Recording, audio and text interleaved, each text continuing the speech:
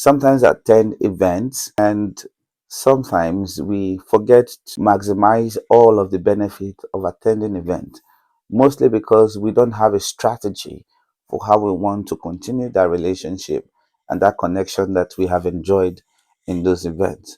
So I'm going to be sharing three strategies as usual.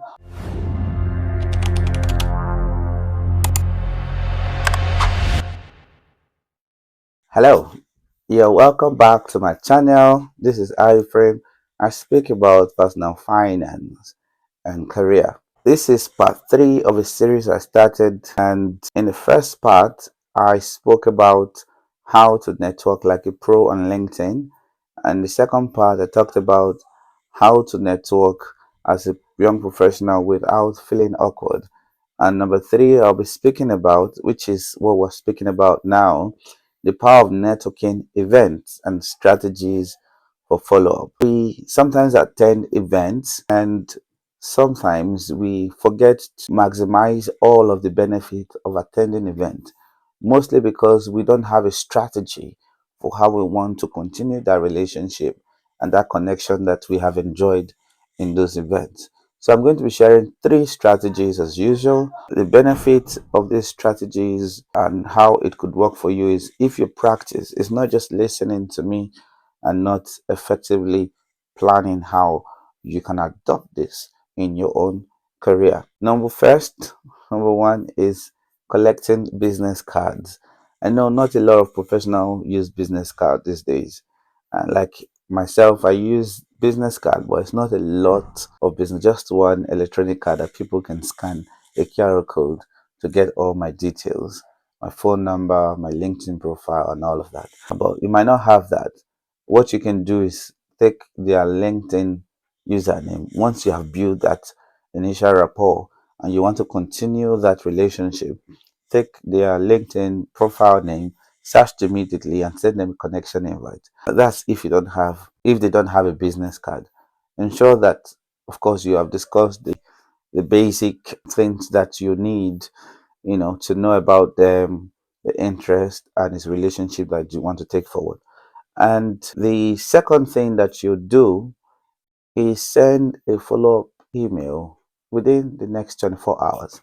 So you attend an event, say yesterday, then today you should have sent a follow-up email just highlighting how you enjoyed the things that you talked about, how you thought that you have a good connection that you want to follow that up going forward. Another thing you could do at the point when you take their card, if they have one, is write one or two things that you talked about that you really enjoyed so you don't forget. That helps you with the email when you're writing it in the next 24 hours to say, oh, this was a good conversation we had. This is what you talked about. And I think it was really interesting. And I would like us to continue having conversations, as we progress. So the third thing that you must do is schedule a follow-up meeting. It's one thing to have or have attended an event. It's one thing to have their contact details and send them emails. If you don't build a physical connection, sometimes you lose the benefit of that relationship.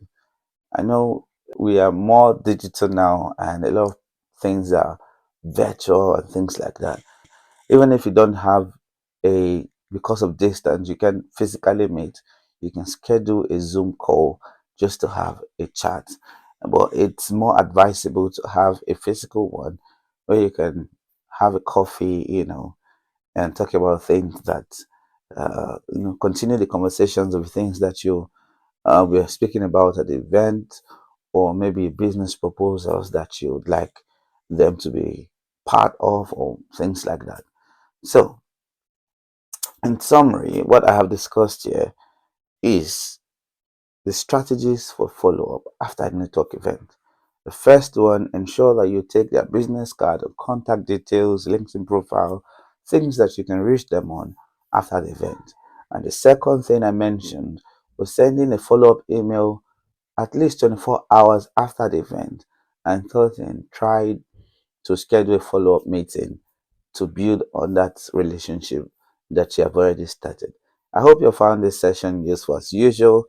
And like I always say in my videos, The benefit is not just in listening, but how to practically implement this in your life and your career. So make a decision today. Oh, today I'm going to follow up on someone I did have a networking event for. It could be a long time ago. It doesn't matter if you haven't followed up for a while, but it's an opportunity for you to do that. Even if you don't remember the things that you spoke about, you can still do an email to them to say, "Oh, I just thought about the event that we had a long time ago, and just checking how you're doing." You know, to revive that conversation.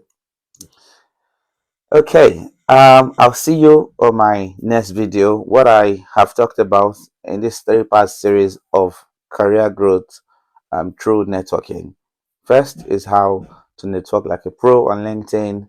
The second, we talked about how to maximize the benefit of events as a young professional without feeling awkward. And the third one is the power of networking and strategies for follow up that you can implement. I hope all of these three parts have been very helpful for you. If you haven't seen part one, I would encourage you to go back to watch it and part two as well. I'll see you in my next series. Bye bye now.